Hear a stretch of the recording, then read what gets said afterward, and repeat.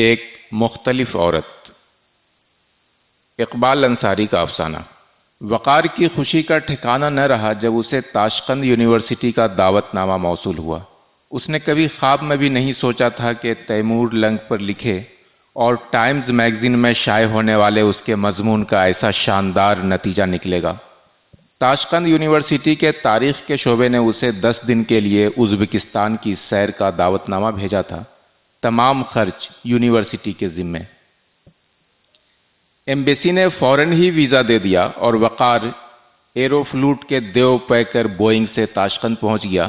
تاشقند ہوائی اڈے پر اترنے سے قبل نیچے شہر کی خوبصورت روشنیوں اور روشنی میں خوبصورت اور شاندار شہر کا ہوائی نظارہ کرتے ہوئے وقار کو سخت حیرت ہوئی، اور وہ سوچنے لگا کہ کیا یہ وہی شہر ہے جو آج سے 30 برس قبل یعنی 1966 کے زلزلے میں پوری طرح سے ملبے کا ڈھیر بن گیا تھا۔ طیارے سے اتر کر وہ شیشے کی بنی زمین سے تقریباً 20 فٹ اونچی ایک پل نما گیلری سے ہوتا ہوا ایک بڑے ہال میں پہنچا جس کی چھت کانچ کی بنی ہوئی تھی۔ ہال میں جگہ جگہ آرام دہ صوفے پڑے ہوئے تھے اور ان کے آگے میزوں پر متعدد زبانوں کے رسائل رکھے تھے۔ ہندی اور اردو کے کچھ رسائل دیکھ کر وقار کا جی خوش ہو گیا۔ یہ ہال ہوائی اڈے کی عمارت کے وسط میں تھا۔ وہاں سے گزر کر وہ کسٹم ہال میں پہنچا جو تقریباً 300 فٹ لمبا اور 100 فٹ چوڑا تھا۔ کسٹم کاؤنٹر سے بھی جلد ہی فراغت حاصل ہو گئی۔ وقار باہر آیا اور اس کے کانوں میں آواز پڑی، پروفیسر وقار۔ ٹخنوں تک لمبے لمبے لہنگے نما گلابی اسکرٹ اور کلائی تک آستینوں والی نارنگی رنگ کی نہ ڈھیلی نہ چست قمیض میں ملبوس ایک ازبک عورت نے اسے مخاطب کیا تھا۔ سر پر سفید گول ٹوپی جیسی بھارت میں ہماچل پردیش میں پہنی جاتی ہے۔ ٹوپی کے نیچے لمبے بھورے بالوں کی مضبوطی کے ساتھ گتھی ہوئی موٹی موٹی 2 چوٹیاں جو کمر کے اطراف میں لاپرواہی سے جھول رہی تھیں۔ وقار کے ہونٹوں پہ مسکراہٹ پھیل گئی۔ سلام۔ دونوں ازبک ہاتھ نصف سینے کی اونچائی تک بلند ہوئے۔ سلام، وقار نے تقلید کی۔ خوش آمدید معزز مہمان، میں حمیرہ خان ہوں۔ بڑی شستہ اردو میں اس نے کہا۔ اس شستہ اردو نے اسے وقار کی نگاہ میں فی الفور مزید حسین بنا دیا۔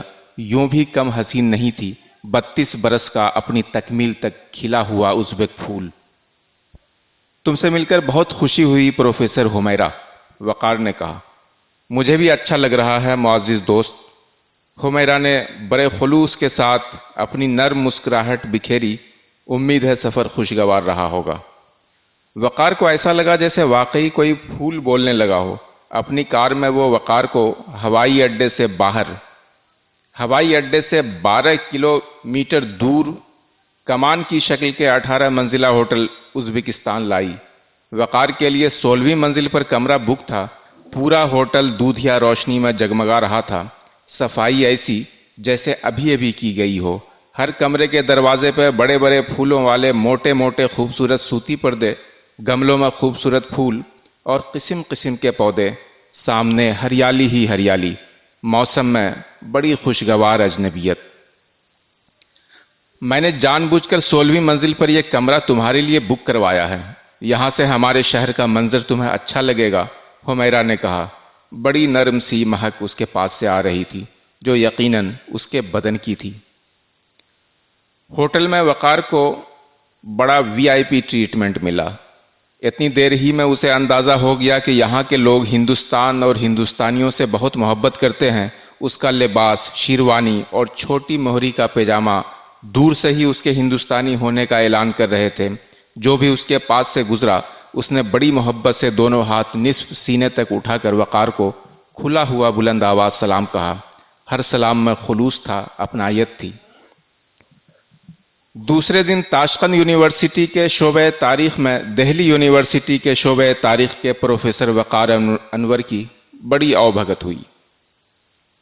تاشقند کی سیر کرانے کی ذمہ داری پروفیسر حمیرہ خان کو دی گئی تھی۔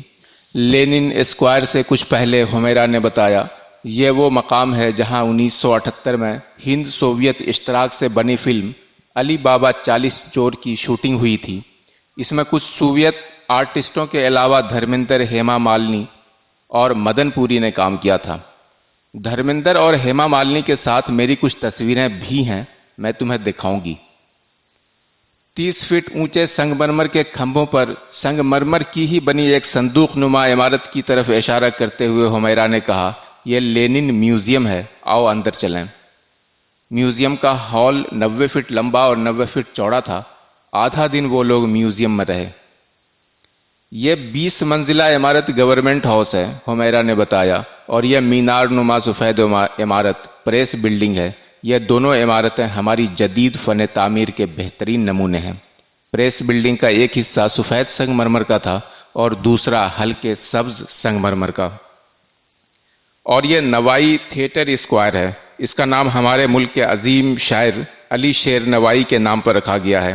یہ اسکول نمبر 24 ہے۔ اس کا نام لال بہادر شاستری کے نام پر رکھا گیا ہے، حمیرہ بتا رہی تھی، اور وقار مرحوم وزیر اعظم کی کانسے کی بنی اس مورتی کو دیکھ رہا تھا جو ان کے قد سے 1.5 گنا تھی۔ حمیرہ کہہ رہی تھی، اس اسکول میں 1300 بچے پڑھتے ہیں۔ یہاں دوسری جماعت سے 10ویں جماعت تک ہندی ایک لازمی مضمون ہے۔ ایک اور اسکول ہے، وہاں اردو ایک لازمی مضمون ہے، وقت ملا تو دکھاؤں گی۔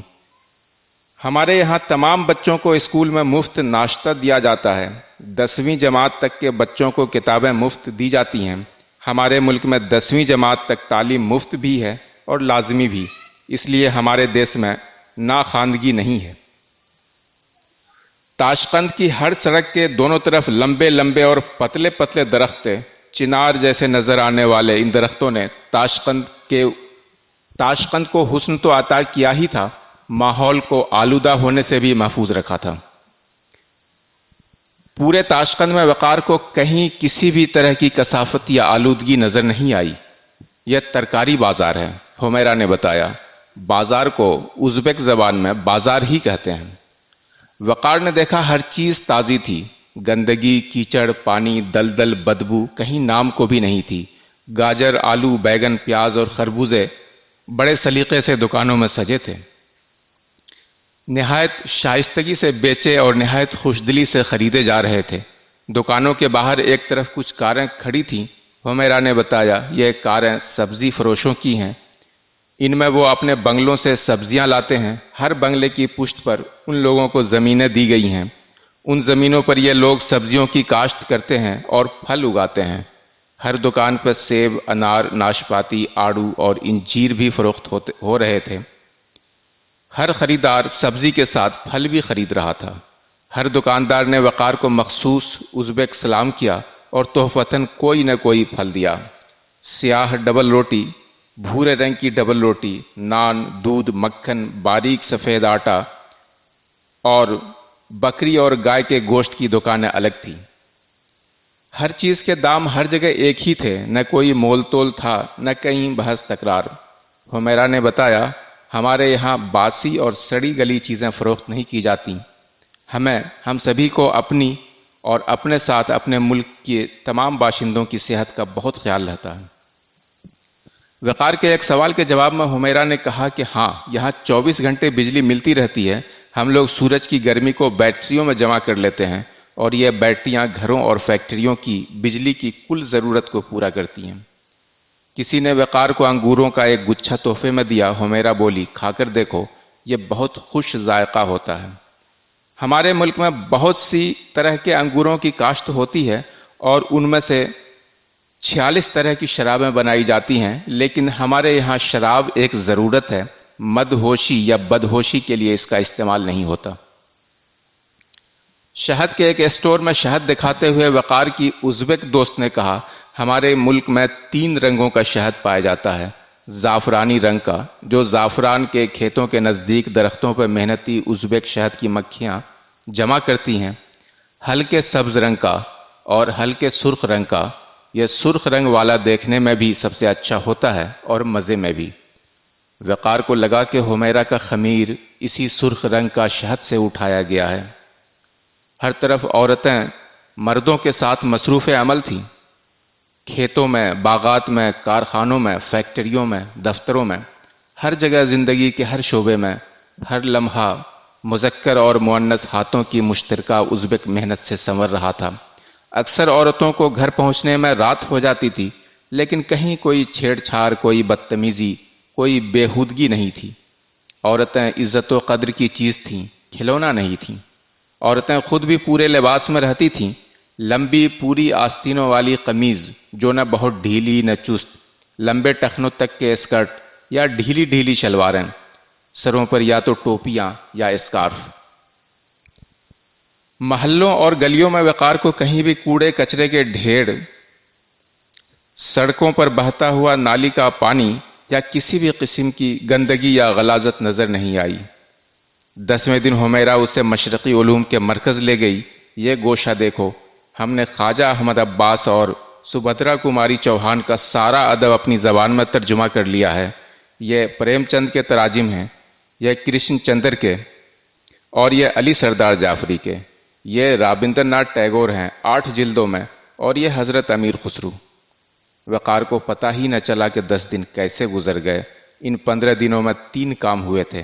وقار نے سارا تاشقند دیکھ لیا تھا، اسے ازبکستان سے عشق ہو گیا تھا، اور اسے بڑی شدت سے محسوس ہونے لگا تھا کہ وہ حمیرہ خان سے محبت کرنے لگا تھا۔ سنو حمیرہ، اس نے کہا، مجھے نہیں معلوم کہ ازبکستان میں یہ بات کس طرح کہی جاتی ہے۔